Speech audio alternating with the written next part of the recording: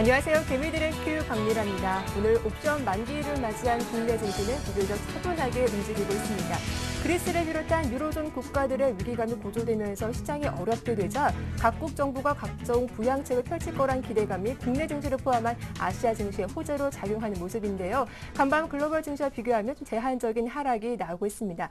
오늘 반등 나오는 종목이나 낙폭이 컸던 종목들 어떻게 대응해 봐야 할지 궁금하실 텐데요. 잠시 후 종목 상담을 통해서 상담 도와드리도록 하겠습니다. 참여하실 수 있는 방법부터 알려드릴게요.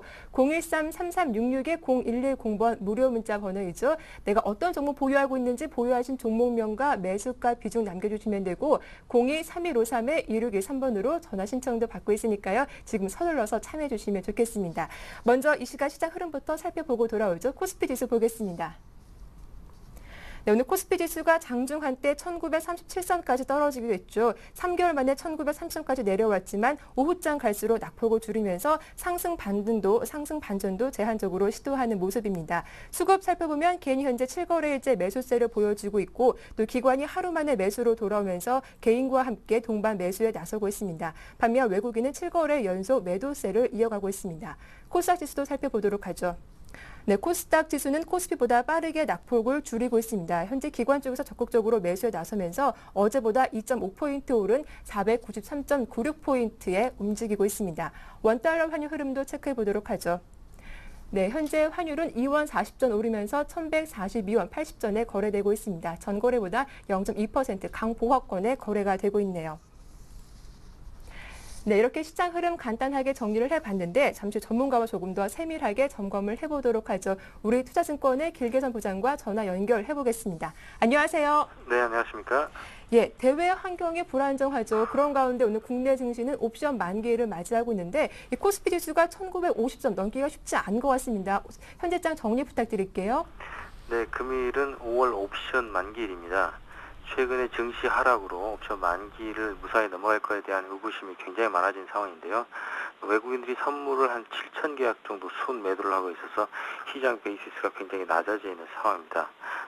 하지만 이런 상황을 볼 때는 컨버전 물량의 상승으로 매물 증가는 발생 가능하지만 차익거래 잔고 자체가 감소세를 보이고 있기 때문에 매물 부담은 조금씩은 누그러뜨릴 수 있을 것으로 전망을 하고 있고요. 순 차익거래 잔고가 1조 한 1,447억 원 정도 가까이 되고 있기 때문에 지난 3월과 4월의 만기 대비해서는 감소 추세인 것도 추가적으로 확인해 볼 수 있습니다. 따라서 금일은 시장 베이시스 변화와 함께 외국인의 선물 누적 매도 규모를 잘 체크해 보면서 본다면 전월 수준의 마감 정도를 할 수 있지 않을까 이렇게 예상을 해보고 있습니다. 네, 그렇다면 조금 더 구체적으로 오늘장 어떻게 대응해 봐야 할지 대응 전략 좀 살펴봐 주십시오. 네, 금일 시장의 투자 전략은 아직까지는 박스권 하단에서 하단을 완전히 하회하지는 않고 있는 상황이기 때문에 또 기술적으로는 반등을 염두에 둔 트레이딩 전략이 좀 필요한 시점으로 판단을 하고 있습니다. 지수 자체가 하락을 하게 되면 부담스러운 것은 사실이지만 이런 상황에서 최근에 외국인들의 매도 자체가 셀 코리아 수준은 아니다라는 것이 중요한 포인트고요. 최근 증시 자체가 외국인들에게 부담스러운 상황에서 주식을 매도해서 자금을 출금하는 그런 상황이 아니고 최근에 글로벌한 안전자산 선호 현상이 좀 강화되면서 채권 시장에 대한 순매수 규모가 좀 늘어나고 있고 그에 따른 비중 포트폴리오 조절의 일환으로 지금은 비중 조절에 주식 현물 순매도가 일부 좀 나타나고 있는 것이 사실입니다. 하지만 금일자에도 규모 자체는 한 900억 미만대의 매도로 보이고 있기 때문에 큰 부담은 되지 않는 것 같고요. 다만 선물 시장의 매도가 금일 옵션 만기를 맞아서 만기일 이전의 청산 물량으로 지금 순환 매되는 그런 과정을 거치고 있기 때문에 지금 오히려 박스권 하단의 반등을 염두에 둔 트레이딩 전략으로 지금은 금일 금통위에서 금리 동결은 됐지만 금융주와 건설주 쪽에서 모멘텀을 찾아보는 전략을 한번 추구해 볼 것을 권유드리겠습니다. 예, 반등을 염두에 둔 트레이딩 전략이 필요하겠다라고 하셨는데요. 말씀하신 것처럼 오늘 좀 금융과 건설 쪽에서 반등이 나오고 있습니다. 사실 어제만 해도 낙폭이 좀 컸었는데 이들 종목들 보유하신 분들이라면 오늘 좀 비중을 정리하는 건 어떨까 싶거든요. 의견 좀 부탁드릴게요.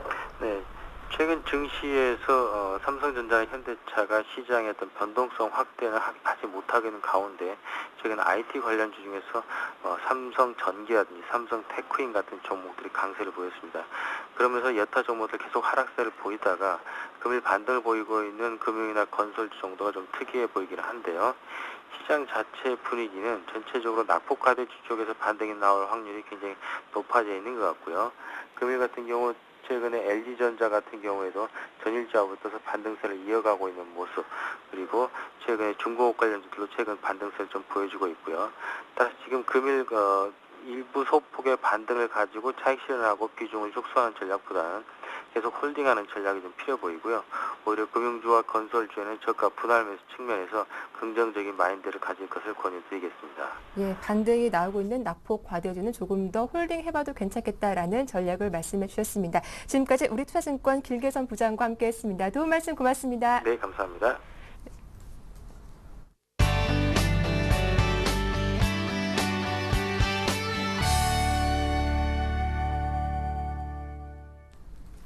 네, 개미들의 종목 상담 시작하도록 하겠습니다. 먼저 참여하실 수 있는 방법 다시 한번 알려드리도록 할게요. 013-3366-0110번 무료 문자 번호입니다. 여러분들 보유하신 종목명, 매수가, 비중 적어두시는 거 잊지 마시고요. 02-3153-1613번도 열어두고 있으니까요. 여러분들의 많은 참여 기다리고 있겠습니다. 자, 그럼 오늘 함께 하실 두 분의 전문가 소개해드리도록 하죠. 와이즌베스트 신기원 대표와 정동훈 전문가 두 분과 함께 하겠습니다. 안녕하세요. 안녕하십니까. 네, 안녕하세요.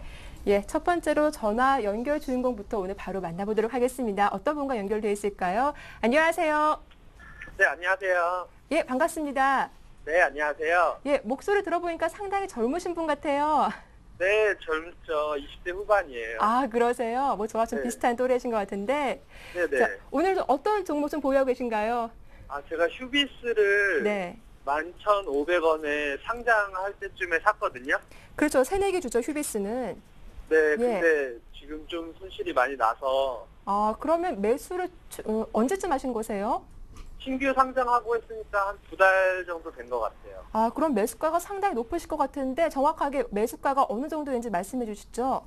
네, 11,500원에 60% 갖고 있어요. 11,500원에 60%. 네. 일단 현재가가 8,450원. 그동안 어떻게 좀 대응하지 못하셨나 봐요. 네, 그렇죠. 조금 올라올 줄 알고 장기를 보고 투자한 거라서 장기적으로. 네, 네. 그거는 되돌아올까 해가지고 음. 가지고 있죠. 예, 근데 돌아오지 않고 계속 현재 좀 주가가 글쎄 좀 불안한 모습을 보여주고 있는데 이 휴비스 말고 다른 종목도 현재 보유하고 계신가요? 아, 네, 대덕전자라고 네. 최근에 매수한 게 있어요. 한 4일 전쯤에 네. 11,350원? 네, 11,350원의 비중은요? 그거는 30% 갖고 있고요. 30%. 네. 네. 대덕전자 뭐 현재 흐름 보니까 좀 박스권에서 답답하게 움직이고 있는 것 같은데 네, 네. 예, 이 종목은 어느 정도로 보시는 종목이세요? 장기인지 단기인지? 네, 그거는 단기를 보고 했어요. 단기로 보고요. 네. 네, 알겠습니다. 휴비스와 대덕전자 이렇게 두 종목 보유하고 계신다라고 하셨는데 이 두 종목에 대해서는 심기환 대표가 좀 꼼꼼하게 상담 도와드릴 거예요. 네. 예, 어떤 부분 궁금하신지 직접 여쭤봐 주세요. 네. 네. 네, 안녕하십니까.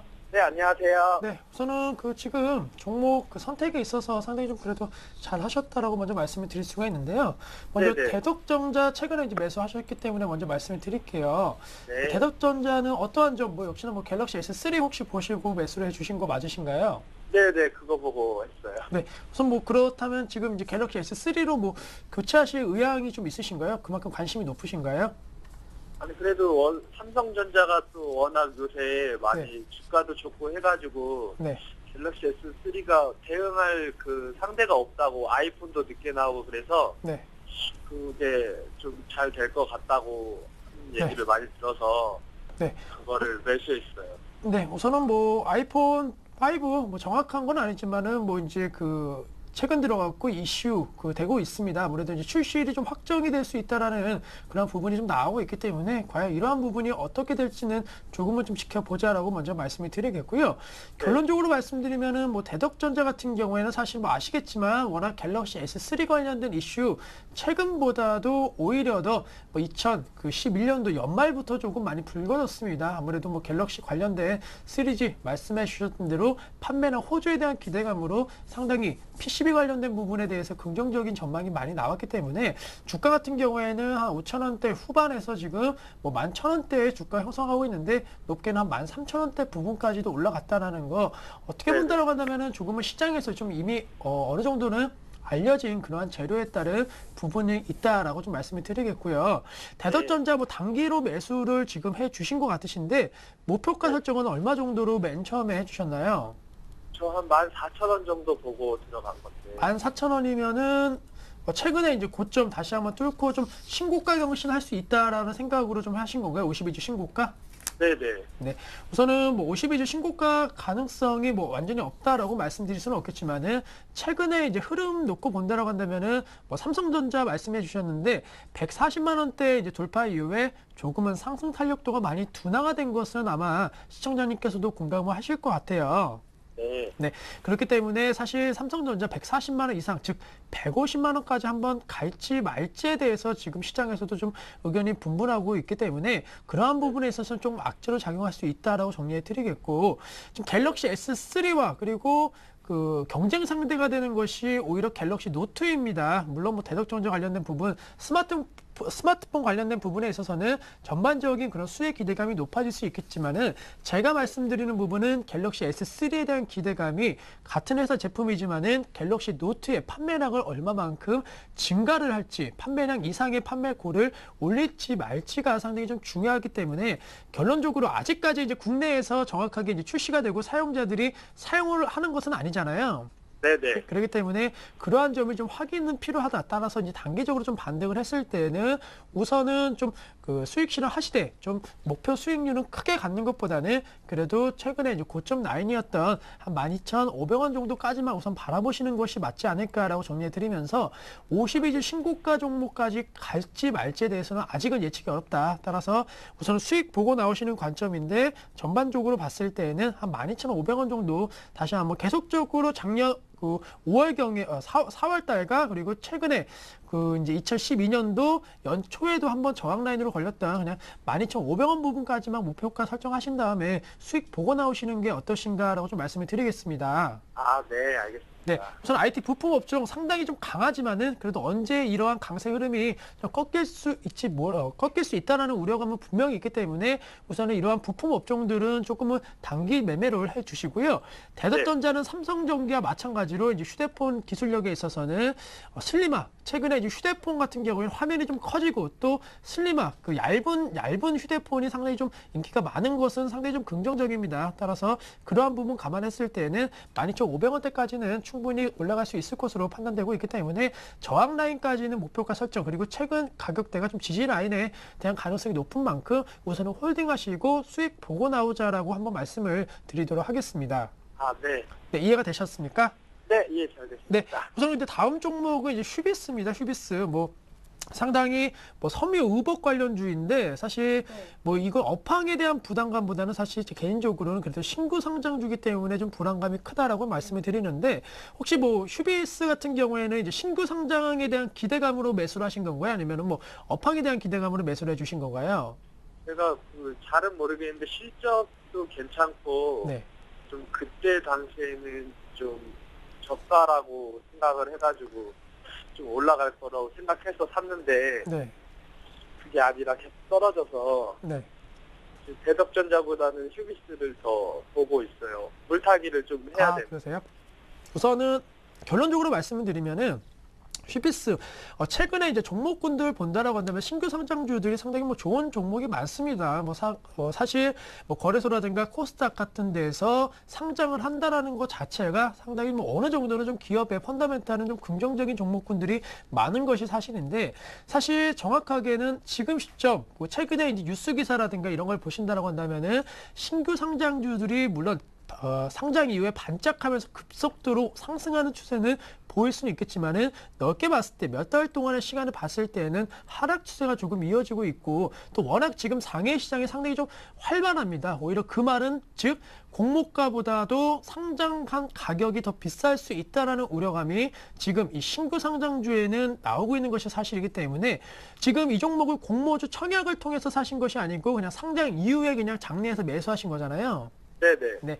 그렇기 때문에 우선은 이제 공모가 대비해서 좀 고평가에 대한 논란은 나올 수 있다라는 점 어느 정도는 염두하시는 전략이 필요할 것으로 판단되고 있습니다. 또한 지금 그 시장이 상당히 좀 좋지 못한 상황인 걸 알고 계시잖아요. 네네. 사실 신규 상장주들이 좀 대세 상승을 하기 위한 전제 조건이 바로 이 시장이 얼마만큼 강하냐, 즉 강세장에서는 오히려 신규 상장주들이 잘 올라가는데 약세장에서는 좀 하락에 대한 가능성이 높은 것이 사실이기 때문에 휴비스도 마찬가지겠지만은 지금 약세장 속에서 투자 심리가 그렇게 좋지 못한 것이 사실이다라고 정리해드리면서 뭐 섬유 의복 업종에 대해서 말씀을 드리는 것보다는 신규 상장에 대한 우려감, 즉 매물에 대한 우려감, 고평가에 대한 우려감, 전반적인 신규 상장주에 대한 분위기가 그렇게 좋지 않은 것이 사실이기 때문에 우선은 좀 반등하셨을 때는 그래도 매도하시는 전략 좀 말씀드릴 수가 있는데요.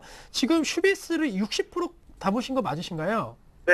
네. 많이 갖고 있어요. 네, 많이 갖고 계신데 여기서 또 비중을 아마 늘리신다는 거 한 10에서 20% 좀 늘리실 것 같으신데 비중 늘리지 마시고요. 우선은 8,400원 나에서 거래가 되고 있는데 지금 그래도 다행인 것은 한 7,600원대에서는 조금씩은 그래도 좀 그 상승하려고 하는 움직임 보이고 있습니다. 하지만은 네, 뭐 아직 네. 추세는 정확하게 신규 상장주이지만은 분명히 추세는 만들어진 건 아니지만 그래도 부담이 되는 게 이제 21선이라는 그런 저항 라인에 좀 걸려 있기 때문에 이 부분이 어떻게 해결되냐, 좀 뚫고 올라가냐 아니면 아래로 내려가냐가 상당히 중요할 것으로 판단되고 있기 때문에 가격적인 측면에 있어서는 우선 목표가는 한 9,500원대 만약에 뚫고 올라가고 조금은 7,600원대 저점 형성 이후에 저점과 고점이 좀 높아진다라고 한다면은 9,500원대까지는 한번 바라보시는 전략은 괜찮을 것 같고요.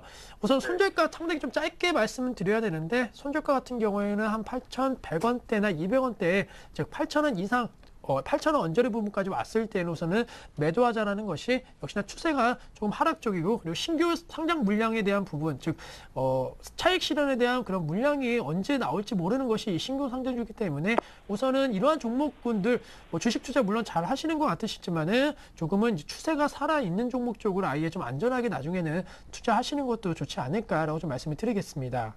아, 네. 장기로 가져가도 그러면은 안 된다는 건가요? 네, 우선은 장기로 갖고 가신다라고 한다면은 사실 업황이 뭐 그렇게 매력적인 업황은 아닙니다. 물론 뭐 지금 이러한 섬유 관련 그 부분에 있어서는 뭐 긍정적인 전망도 나오고 뭐 중국 모멘텀도 있는 종목이지만은 장기로 가실 거면은 누구나 다 아는 종목 또 누구나 그래도 이 시대 상황에 맞게 누구나 공감할 수 있는 그런 업황과 테마 쪽으로 좀 접근하시는 것이 장기적으로는 좀 좋지 않을까라고 말씀을 드리겠습니다. 아, 네. 감사합니다. 네. 시청자님 좀 도움 되셨나요? 아, 네. 도움 됐습니다. 네, 다음에 또 궁금하신 점 있으시면 언제든지 연락 주십시오. 네. 감사합니다. 수고하세요. 네, 고맙습니다. 다음은 정동웅 전문가님께 여쭤보도록 하겠습니다. 문자 상담해 드릴 텐데요. 다음 종목 대한전선이 들어왔습니다. 이분 매수하신 가격이 3,220원 그리고 비중이 70%, 비중이 조금 많으신 것 같은데요. 조금 더 들고 가봐야 할지 아니면 오늘 매도해야 될지 궁금합니다. 라고 하십니다. 어떻게 할까요? 예, 우선적으로 이제 대한전선은 우리나라의 뭐 LS전선과 같이 이제 초고압선 그리고 전선을 생산하는 업체입니다. 근데 대한전선을 이제 보실 때 두 가지에 대해서 중점적으로 보셔야 되는데 지금 대한전선의 채무를 보시면 지금 부채만 해도 2조가 넘는 상태입니다. 이 부채에 대한 이자 비용이 매 분기마다 엄청난 금액으로 나가고 있거든요. 그래서 대한전선이 지금 수익을 내지 못하고 뭐 작년 4분기나 3분기에도 적자를 기록했습니다. 그리고 4분기에는 이제 1분기에는 뭐 잠식 상태로 들어가냐 아니냐 이 기로에 서 있는데 지금 대한전선 회사 측에서는 아무래도 이제 부채를 줄이기 위해서 자산 매각 등을 추진하고 있는데 그 부분에 대해서는 아직까지 정확히 알려진 부분은 없습니다.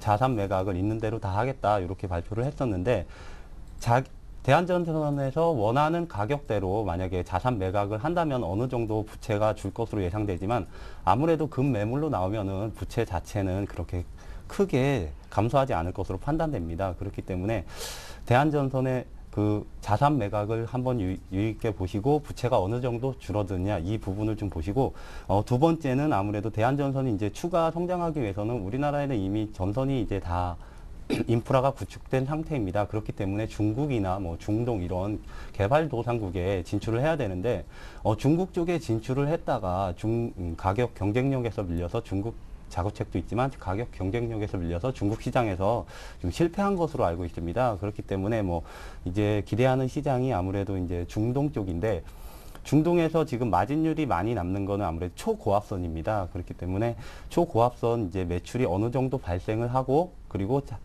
부채가 어느 정도 줄어드느냐 이 부분에 중점을 두시고 매매를 하셔야 되겠는데 지금 매수하신 가격이 3,220원에 이제 70% 비중을 많이 실으셨는데 저 개인적인 생각으로는 지금 성장에 대한 기대감보다는 이제 하락에 대한 리스크 관리가 더 중점적으로 해야 되지 않을까 이렇게 판단하고 있습니다. 그렇기 때문에 지금 손실 중이시지만 네. 지금 차트상으로 보시면 이제 바닥을 다지는 모습이기도 한데 만약에 네. 1분기나 2분기 실적이 마이너스를 기록할 경우 추가 재차 하락을 할 수 있는 가능성이 아주 커 보입니다. 그렇기 때문에 지금 시점에서 20% 미만으로 비중을 줄이시고 만약에 20% 줄였는데 만약에 대한전선에서 자산 매각을 제대로 하고 이제 초고압선 매출이 예상대로 나온다 그러면은 추가 매수를 하시던가 이런 전략을 말씀드리고 싶습니다. 그럼 20% 비중 줄이는 거는 좀 오늘 가능한 건가요? 아니면 조금 더 봐야 오늘 될까요? 단기간에 항상 말씀드리듯이 네. 매매는 이제 분할 매수나 분할 매도를 네. 해야 되기 때문에 웬만하면 지금은 아직 바닥권을 완전히 내려가는 상태는 아니기 때문에 천천히 분할 매도로 하시면서 50%는 줄이시는 게 좋을 것 같고 네. 이왕이면 아무래도 해외 호재가 나타나는 이제 상승장에서 분할 매도를 하시는 게 권장드리겠습니다. 네, 이렇게 대한전선 살펴봐 드렸습니다. 다음은 9575님께서 문자를 보내주셨는데요. 제가 오랜만에 왔더니 박미라 앵커님 반갑습니다라고 이렇게 문자를 또 보내주셨네요. 고맙습니다.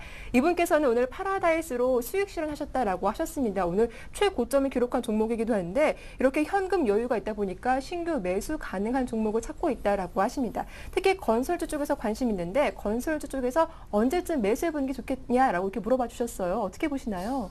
네, 우선 뭐 건설주 오늘장에 좀 반등 나오고 있습니다. 어제장 네. 아마 좀 급락했기 때문에 그래도 오늘 좀 기술적 반등 나오고 있다라고 정리해 드릴 수가 있는데 개인적으로는 좀 건설주에 대한 매수는 좀 더 지켜보시는 것이 맞지 않을까라고 정리해 드리는 게 사실 뭐 건설주 그동안 상당히 좀 악재가 많았습니다. 뭐 최근 들어서 수주 물량에 대한 부담감, 2012년도 예상치보다 좀 밑도는 그런 수주 물량감, 수주에 대한 부담감이 작용을 하였는데 오늘장에서는 그래도 좀 건설업종의 호재성 재료로 작용할 수 있는 것이 있었습니다. 아무래도 부동산 대책에 대한 활성화된 정책이 나왔는데 네. 그런 부분 봤을 때 뭐 거래 활성화를 위한 부동산 시장을 살리기 위한 정부의 어느 정도 제스처가 나왔음에도 불구하고 크게 지금 반응을 하고 있지 않다라는 것은 그만큼 건설업종에 대한 투자 심리는 아직까지는 좋지 못하다라고 정리해 드릴 수가 있겠고 뭐 전반적으로 뭐 해외 시장에 대한 모멘텀 물론 중요하겠지만은 국내 시장 부동산 시장을 봤을 때에는 아직까지는 몇몇 뭐 지방 도시 같은 경우에는 상당히 좀 거래가 그래도 활발합니다. 특히나 부산광역시는 아직까지는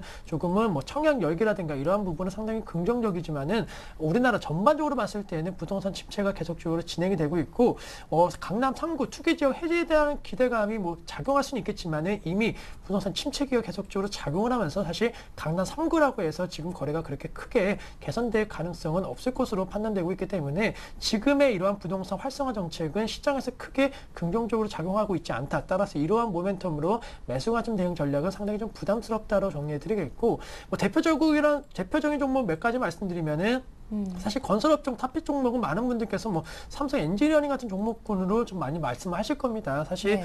이 종목 같은 경우는 어떻게 본다라고 한다면 급락에 따른 뭐 반발 매수라든가 그다음에 좀 되돌림 현상을 기대할 수는 있겠지만은 사실 최근에 흐름 20만 원대 지지 라인이 좀 붕괴가 되었기 때문에 무조건적으로 기술적 반등을 노리고 매수 타이밍 잡기는 상당히 좀 어렵다라고 정리해 드리겠고 건설주 매수는 언제 하시냐면은 2012년도 이제 뭐 한 그 6월 달 이상 한 7월이나 8월 달 되면은 이제 한 2012년도에 연간 수주 물량이 예상치가 아마 대략적으로 나올 겁니다. 그때 좋아지냐 안 좋아지냐 이때 봤을 때 좋아진다라는 뉴스 나오면은 그동안 많이 빠졌던 거 어느 정도 많이 돌릴 수 있기 때문에 차라리 그때 좀 가격이 그때 아무래도 많이 올라온 상태에서 좀 매수하실 수는 있겠지만은 차라리 그때 매수하시는 것이 안전하다. 떨어지는 칼날을 지금은 잡으실 필요는 없다라고 좀 정리해 드리겠습니다. 네, 9575님, 현금 비중이 한 20% 있다라고 하는데 건설주 지금 매수하는 것보다는 한 6월 중순쯤 기사를 보고서 한번 건설주 흐름에 대해서 그때 한번 정리를 해보는 게 좋겠다라는 의견을 주셨으니까요. 잘 참고하시기 바랄게요.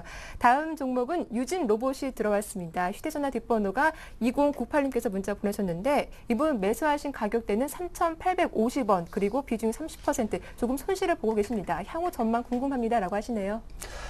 유진 로봇은 참 말도 많았던 종목입니다. 네. 유진 로봇은 뭐 테마에도 많이 편승된 종목인데 그 내용을 좀 살펴보면 뭐 스마트 추세에 맞춰서 로봇 지능형 로봇, 청소 로봇 이런 성장성에 맞춰서 이제 로봇 테마에 엮였었고 그 다음에는 뭐 정운찬 테마 뭐 여러 가지 테마에 엮여서 많이 상승했던 종목입니다. 근데 유진 로봇은 실제로 뭐 청소 로봇이나 지능형 로봇을 생산을 하고 있습니다. 지금까지 유진 로봇이 뭐 2,000원대에서 뭐 5,000원까지 상승을 했는데 그 이유는 기대감으로만 상승했는데 아무래도 정부에서도 로봇 시장을 키우겠다 이렇게 나오고 삼성에서도 뭐 의료용 시장을 키우는데 그 시장 키워드가 로봇을 사용해서 키우는 겁니다. 한마디로 최근에는 로봇을 이용해서 수술을 하는 경우가 많은데 로봇을 이용해서 수술도 하고 진료도 하고 이런 테마성에 의해서 유진 로봇이 많이 상승했던 부분이 있습니다.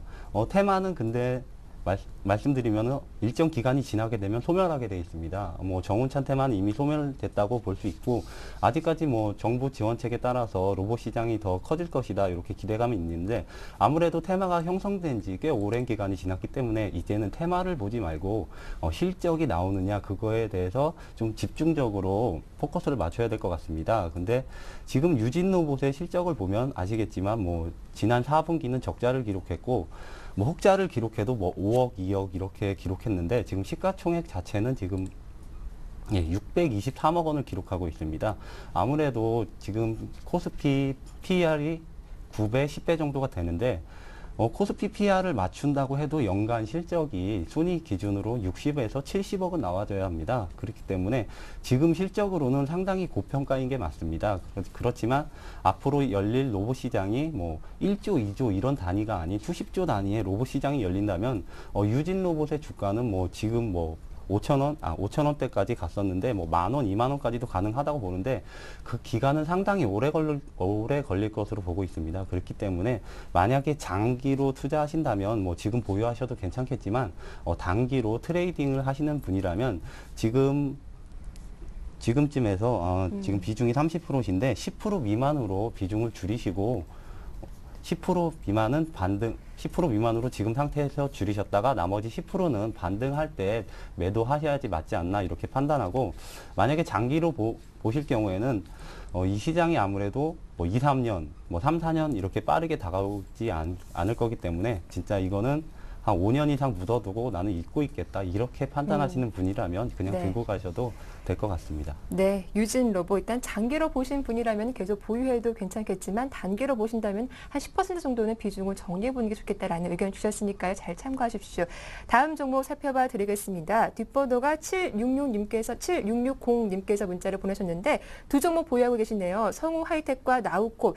매수하신 가격대를 보니까 두 종목 모두 좀 손실 구간했는데 성우 하이텍 매수하신 가격대는 14,300원의 비중이 60% 그리고 나우콤은 1,400원의 20% 계속 보유해 가야 할지 올라갈 희망은 없는 건가요? 라고 하셨어요. 두 종목 어떻게 보십니까? 네, 우선은 뭐 긍정적으로 먼저 말씀드린 나우콤부터 말씀드리면은 네. 나우콤 같은 경우에는 그래도 좀 매수 가능하지 않을까, 즉 홀딩 말씀을 좀 드리겠습니다. 사실 뭐 최근에 주가 흐름 놓고 봤을 때에는 좀 단기 반등감도 나오고 있는데 뭐 고점 대비해서 최근에 선고 관련 이슈가 조금은 좀 약해지는 그런 모습 보이면서 사실 급락세 보였습니다. 하지만 나우콤 뭐 단순히 선고 관련 이슈로 인해 갖고 무조건적으로 뭐 홀딩하자 이렇게 말씀드리는 게 아니고 그래서 SNS 관련된 부분 그리고 뭐 아프리카 TV라든가 이러한 부분에 있어서는 분명히 성장성과 그리고 실적 모멘텀도 좀 강화될 수 있을 것으로 판단되고 있고 앞으로의 여러 가지 뭐 광고 시장이라든가 이러한 부분에 있어서도 나우콤으로 이러한 변화 가능성은 상당히 높을 것으로 판단되고 있습니다. 따라서 단순히 뭐 물론 선거 관련 이슈 붉어지면서 급등하면서 수익 실현하시면은 물론 더 좋겠지만은 꼭 그것이 아니더라도 매수하시고 또 홀딩하시는 이유는 분명히 있다라고 정리해드리면서 이러한 부분으로 봤을 때는 목표가 설정은 한 12,000원대까지는 그래도 한번 가지 않을까라고 정리해드리면서 목표가 12,000원 세우시고 선거 이슈 불거지면서 12,000원 왔을 때는 그때는 그냥 매도 먼저 하시는 것이 좀 바람직하다라고 말씀드리면서 어떠한 이슈든지 우선 목표가 12,000원 제시해드리겠고 손절가 같은 경우에도 뭐 한 8,000원만 이탈되지 않는다라고 한다면 뭐 크게 펀더멘탈에 대한 우려감은 없을 것으로 판단되고 있습니다. 따라서 나우콘 같은 경우에는 홀딩 하셔갖고 우선은 수익 보고 나오는 관점 대응 전략 말씀드리겠고 다음 종목은 성우하이텍인데 사실 뭐 자동차 부품 오늘 장에서는 종목별로는 좀 엇갈린 양상 나오고 있지만 그래도 좀 강세의 흐름 보이고 있습니다. 하지만 결론적으로 아직 자동차 부품은 전반적인 그 하락 추세가 이어지고 있고 특히나 중소형 자동차 부품 업체 같은 경우에는 업체 간의 경쟁 심화 우려감 나오고 있고 또 한 가지는 영업이익률에 대한 개선세가 그렇게 크지 않다는 측면에 있어서는 좀 반드시 매도 의견 드리도록 하겠습니다. 따라서 지금 12,850원 난 거래가 되고 있는데 단기 추세 역시나 좀 하락폭이 하락 추세가 이어지고 있는 것을 감안한다라고 한다면은 13,000원대 초반, 한 13,200원대만 올라왔을 때는 정리하시는 전략, 좀 손절하시는 전략이 필요하겠고, 다만 좀 비중이 60%시기 때문에 한 번의 손절은 좀 부담스럽다라고 느끼면은 앞서 말씀드린 13,200원부터는 천천히 좀 분할 매도 하셔갖고 반등시마다 좀 비중 축소하시는 전략. 자동차 부품의 대세 상승은 아직까지는 기대하기 어려운 것이 사실이기 때문에 무조건적으로 접근하시는 것보다는 차라리 뭐 현대 위아 같은 종목 쪽으로 갈아타는 것도 한 번쯤 생각하는 것도 괜찮지 않을까라고 정리해 드리겠습니다. 예, 먼저 나우콘 같은 경우는 목표가인 12,000원까지 홀딩해 보자라고 하셨고 성우 하이텍 같은 경우에는 13,000원대 초반에서 분할 매도 전략 말씀해 주셨으니까요. 좀 잘 기억해 뒀다가 대응하시길 바랄게요. 자, 두 번째 전화 상담 들어왔다고 하니까요. 전화 연결해 보겠습니다. 안녕하세요. 안녕하십니까? 네, 시청자님 반갑습니다. 예, 반갑습니다. 예, 자, 오늘 어떤 종목이 좀 고민되시나요? 기아차 기아차요. 82,000원에 사가지고 100%요. 예, 82,200원에 매수하셨고 비중이 어느 정도요? 100%요. 100%. 예. 그럼 82,200원이라고 하셨으면은 이게 언제 매수하셨는지가 상당히 중요해요. 최근에 고점 찍은 적 있는데 기억하시나요? 예, 알겠습니다. 네, 그럼 그 전에 매수하신 거세요? 그 후에 매수하신 거세요? 예, 그렇습니다. 언제요? 한 달 정도 됐습니다. 아, 한 달 전쯤이요? 예. 예, 그러면 이익 실현하셨을 것 같은데 그때 조금 더 목표가 높게 잡으셨나 봐요. 한 네. 10만 원 이상 올라갈 때까지 기다리보려고. 아, 10만 원대까지 목표가를 보고 계셨어요? 예. 예, 근데 좀 5월 달 들어서 주가 흐름이 많이 안 좋아요. 그러네 보니까요. 네. 그런데 이렇게 기아차가 100% 투자하신 이유가 또 있으세요? 장기적으로 막 계속 한번 지켜보려고요. 사라고. 장기적으로 예. 다른 종목에는 관심이 없고 오직 기아차에만. 예, 그렇습니다. 네, 한쪽에 알겠습니다. 관심이 있어도 막 기아차에 계속 보고 있습니다. 아, 자신 있으셨다고요? 예. 아, 네, 알겠습니다. 기아차 일단은 100% 투자하고 계신 데다가 일단은 좀 손실이 조금 있으시기 때문에 고민 깊으실 것 같은데 이 점을 좀 꼼꼼하게 상담 도와드릴게요. 예. 예, 전화 끊지 마시고 옆에 정동우 전문가님 계시니까요. 궁금하신 점 직접 여쭤봐 주세요. 예, 그러겠습니다. 네. 예, 안녕하세요. 예, 안녕하십니까. 수고 많습니다. 예, 반갑습니다. 혹시 기아차를 10만 원까지 보신다고 하셨는데 그 기간을 얼마로 잡고 계신지 알 수가 있을까요? 연말 이후까지 놔둬보려고요. 아, 연말 이후까지요? 예. 예, 알겠습니다. 뭐 연말 이후까지라고 하면은 뭐 최근에 뭐 스캐퍼 등 뭐 단기 트레이딩 하시는 분들이 많은데 연말까지 보신다면 그나마 좀 장기로 보시는 분인데 그럼 장기에 맞춰서 제가 상담을 해드리겠습니다. 예, 기아차 부탁드립니다. 현재 상황을 좀 설명드리면 이제 실적과 모멘텀은 충분한데 대외 악재가 발목을 잡고 있다 이렇게 좀 설명드리고 싶습니다. 기아차에 대해서 이제 투자 포인트를 제가 하나하나씩 설명할 텐데 네 가지로 압축을 할 텐데 시청자분도 요거를 적어두시던가 아니면 재시청을 하시던가 하셔서 좀 투자 포인트에 맞춰서 이제 매매를 하셨으면 좋겠습니다. 우선 기아차의 투자 포인트 이제 첫 번째가 이제 1분기가 어닝 서프라이즈를 기록했는데 이 실적이 2분기에도 이어질 것으로 전망되고 있습니다. 1분기 실적 어닝은 이제 미국 판매가 이제 뭐 30% 이상 증가했고 유럽 판매도 호조로 나왔기 때문에 뭐 1분기에 어닝 서프라이즈를 기록했다 이렇게 나오는데 아무래도 동기간에 글로벌 판매 대수는 10% 증가한 데 비해서 뭐 미국은 30% 정도 증가했으니까 이건 고무적이라고 할 수 있고 근데 미국 시장이나 뭐 전 세계 자동차 시장이 2분기가 이제 성수기에 돌입하는 시기입니다. 그렇기 때문에 뭐 2분기가 1분기보다 1분기에 이어서 실적 어닝을 2분기에도 더 뛰어넘는 실적 어닝을 이어갈 것이다 이렇게 전망되면서 기아차에 대해서 이제 추가 성장 모멘텀이 있다 이렇게 판단되는 부분이 있고, 이제 두 번째는 미국 조지아 공장으로부터의 수익이 확대될 것으로 전망되고 있습니다. 제가 좀 전에 말씀드렸는데 1분기에 미국 판매가 30% 이상 증가해서 뭐 기아차의 1분기 어닝 서프라이즈가 났다 이렇게 말씀드렸는데, 미국에 조지아 공장이 있습니다. 근데 이게 원래 기아차가 지분을 50%만 들고 있었는데, 이제 현대차, 현대모비스로부터 이제 나머지 50%를 받아서 지분 100%에 이제 종속회사로 편입했습니다. 그렇기 때문에 뭐 지금 미국 조지아 공장에서 캐파를 확대해서 연간 뭐 36만 대까지 생산이 가능하다 이렇게 나오고 있는데, K5 뭐 성적이 좋은 K5 등을 생산해서 판매 실적이 나온다면 100% 전부 다 이익으로 잡을 수 있기 때문에 아무래도 미국 공장으로부터 조지아 공장으로부터 수익이 더 확대되면서 기아차의 실적이 한층 더 업그레이드 되지 않을까 이렇게 판단하고 있습니다. 그리고 이제 세 번째가 계속되는 신차 모멘텀인데, 이제 K9이 출시됐지 않습니까? 혹시 K9 타보셨나요, 시청자님? 사전에 못했습니다. 구경했습니다.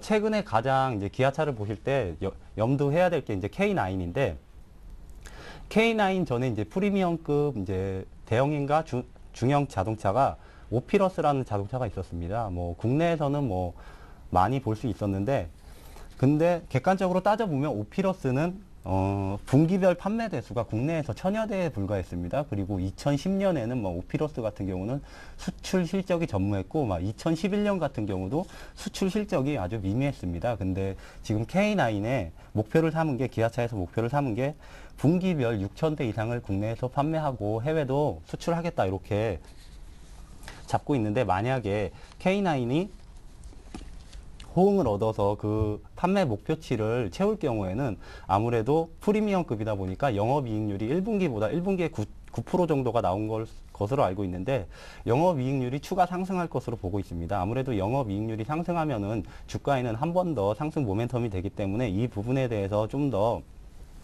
염두에 둬야 될 것 같고, 이제 K9 이외에도 이제 K7 그리고 K3 등 지속적인 신차 모멘텀이 있습니다. 최근에 뭐 해외 글로벌 판매가 증가해서 뭐 실적이 좋았다 이렇게 나오고 있는데, 사실상 내수 판매는 지속적으로 줄어들고 있습니다. 전년 동기 대비하면. 하지만 이제 소렌토, K7, K3 등이 국내에 출시된다면 해외 판매와 더불어서 내수 시장도 판매 상승이 기대되고 있기 때문에 이 부분도 한번 중점적으로 보시고요.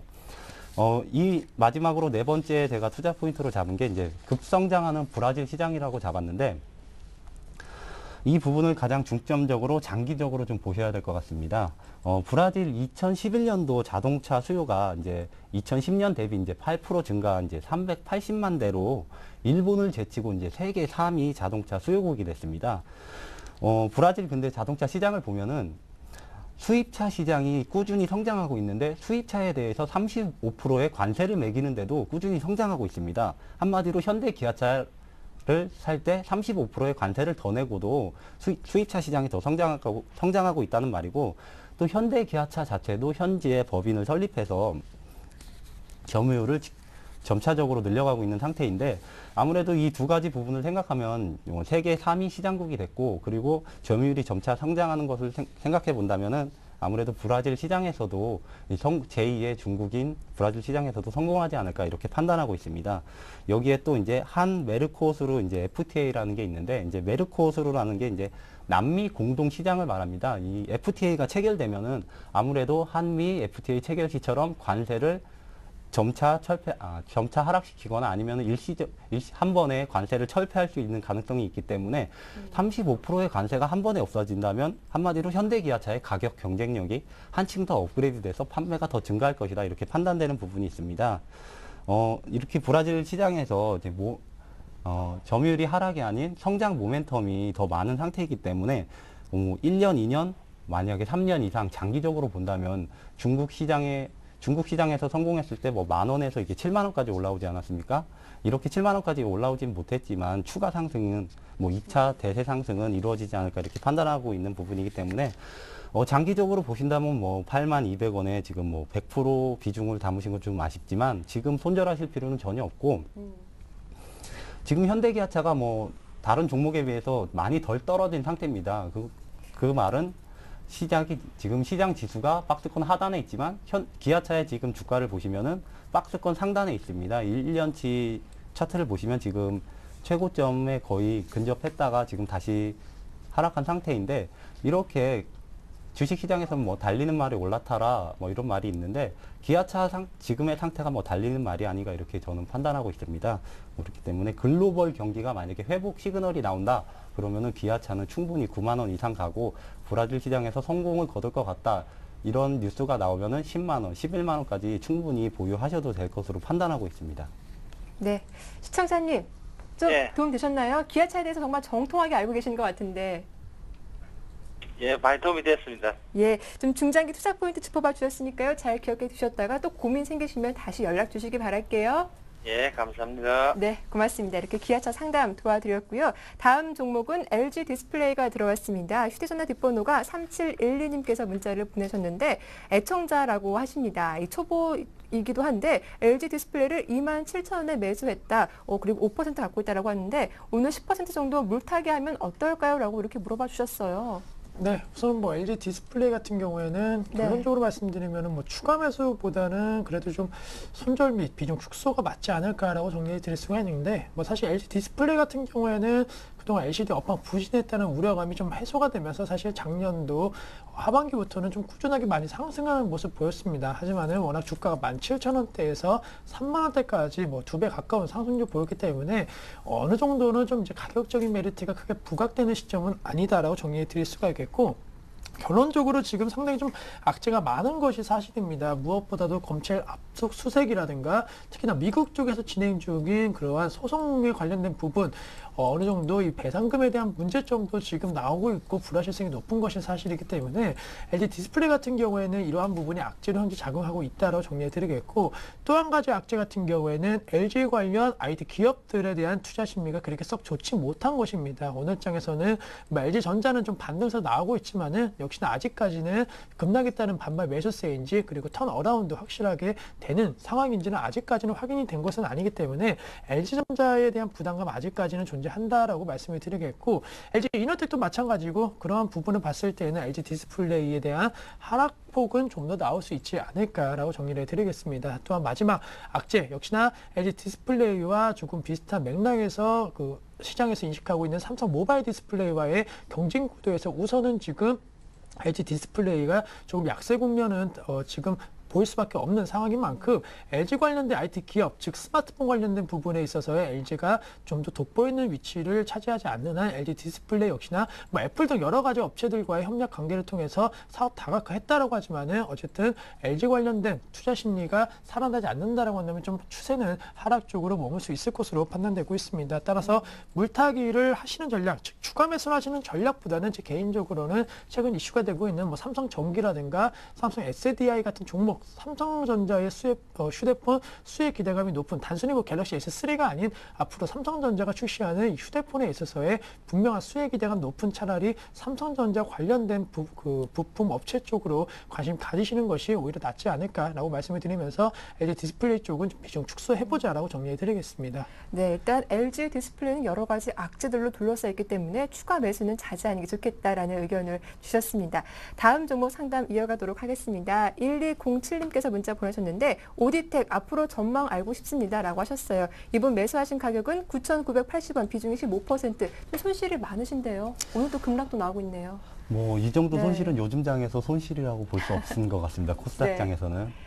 근데 뭐 오디텍을 제가 뭐 자세히 설명을 드릴 거지만 먼저 시장에 대해서 설명드리면은 3월, 4월 2달 동안 기관이 코스닥을 거의 매도하는 날밖에 없습니다. 근데 오늘 보니까 뭐 5거래일 또 연속 매수를 하고 있는데 아무래도 연기금이 이제 돈을 맡겼던 뭐 자문사나 이런 기관에서 2011년도 중소형 펀드를 다루는 기관에서 실적이 별로 안 좋으니까 그 자금을 다 회수하는 거기 회수하는 기간이 3, 4월에 이루어지지 않았나 이렇게 판단되는 부분이 있는데 웬만큼은 다 회수했고 다시 한번 이제 코스닥 시장에 자금이 들어오는 이런 시그널을 보이고 있기 때문에 뭐 오디텍도 충분히 뭐 9,000원, 10,000원까지 상승할 수 있을 것 같은데 오디텍에 대해서 이제 간략하게 살펴보면 오디텍은 센서 관련 모듈 전문 업체입니다. 센서 관련 모듈 전문 업체인데 어떤 모듈을 생산하냐, 뭐 LED 관련 그리고 갤럭시, 뭐 삼성의 동작 인식 센서 등을 납품을 하는데 2010년, 2011년에는 아무래도 화두가 LED TV였습니다. 뭐 작년에 보면은 LED TV가 LCD 점유율을 넘어섰다 뭐 이런 뉴스도 많이 나왔었는데 LED TV에서는 더 이상 성장성을 크게 바라보긴 힘들 것 같고 이 올해부터 성장을 봐야 되는 건 아무래도 LED 조명 시장입니다. 국제 이제 환경 보호 정책으로 해서 이제 에너지 절감 차원으로 LED 조명을 권장하고 있는데 뭐 우리나라도 마찬가지지만 유럽이나 일본, 중국, 미국 모든 나라에서 이제 에너지 절감 차원에서 LED 전등을 설치하고 있습니다. 이거의 최대 수혜가 될 수 있는 기업이 오디텍인데 그 센서를 LED 칩 조명 시장이나 뭐 칩 부분에서 뭐 국내 1, 2위를 다투는 기업입니다. 오디텍 자체가 그렇기 때문에 LED 조명 시장이 더욱 뭐 정부 지원책으로 더욱 커진다 그러면 오디텍은 충분히 10,000원 이상까지 갈 수 있는 종목으로 판단되고 두 번째가 아까 말씀드린 갤럭시 S3의 이제 동작 인식 탑재입니다. 동작 뭐 예전에 뭐 아이폰 4S인가 아이폰 5에 뭐 시리가 들어간다, 뭐 음성 인식이 들어간다 해서 발맞춰서 삼성도 이제 동작 인식을 내놓는다 했는데 거기에 최대 수혜가 될 수 있는 기업이 이제 오디텍인데 이 두 부분에 대해서 중점적으로 보시고 지금 매수하신 가격이 뭐 9,000원 후반대인데 지금 오디텍의 재물을 보면 재무 상태가 아주 최고로 우량한 기업에 꼽히고 있습니다. 그렇기 때문에 지금 손절하실 필요는 없고 향후에 조명 시장이 펼쳐지거나 그리고 갤럭시 S 동작 인식이 탑재가 많이 된다 그러면 오디텍을 뭐 15,000원 이상까지도 바라보는 그런 종목이 될 수 있겠습니다. 네, 이렇게 오디텍에 대해서 상담 도와드렸습니다. 다음 살펴볼 종목은 K맥인데요. 이번 매수하신 가격대는 17,900원, 비중이 15%. 추가 매수해야 될지 아니면 매도해야 할지 궁금합니다. 라고 하셨는데 현재 K맥 좀 손실 구간에 있으십니다. 그런데 오늘 한 1% 이상 강세를 보이고 있죠. 5일선 타 꾸준히 올라오는 것 같은데 어떻게 대응해 봐야 할까요? 네, 우선 뭐 K맥 앞서 그 신규 상장주 말씀드렸는데 우선은 네. 역시나 K맥도 신규 상장주이기 때문에 분명히 매도 물량에 대한 부분은 감수를 하셔야 된다고 말씀을 드리겠고 뭐 그래도 좀 긍정적인 것은 좀 시간이 지나면서 조금은 추세가 그래도 좀 형성이 되고 있습니다. 최근에 같은 경우에는 그래도 좀 상승 추세가 조금 이어지고 있다라는 거 아무래도 바이오 관련 산업에 대한 부분이 좀 그래도 긍정적으로 현재 전망이 되고 있기 때문에 K맥 같은 경우에는 우선 반등시 매도하자라고 정리해 드리겠고 목표가에 있어서는 우선은 역시나 60일선 부분이 한 16,500원대까지는 그래도 한 번쯤 올라갈 가능성이 높기 때문에 지금 우선 홀딩 하자라고 정리해 드리겠습니다. 네. K맥 일단은 좀 홀딩해 보자라는 전략을 세워주셨는데 일단 그렇다면 어느 정도까지 들고 가보는 게 좋을까요? 좀 짧게 부탁드릴게요. 네, 우선 뭐 짧게 네. 한 달이나 2달 정도의 그 기간으로 한 16,000원 정도 해주시고 손절가 상당히 중요하겠는데 네. 손절가는 13,500원 이탈 시에는 우선 손절하시면서 리스크 관리 병행하시면서 우선은 단기 홀딩 관점 전략 말씀을 드리겠습니다. 예, 알겠습니다. 이렇게 K맥까지 종목 상담 도와드렸습니다. 오늘 함께하신 두 분의 전문가는 와이즈인베스트 신기원 대표와 그리고 정동훈 전문가 두 분과 함께했습니다. 수고 많으셨습니다. 감사합니다. 네, 오늘 옵션 만길 끝까지 힘내시길 바랍니다. 자, 김드래큐 오늘 저희가 준비한 내용은 여기까지입니다. 함께해 주셔서 고맙습니다.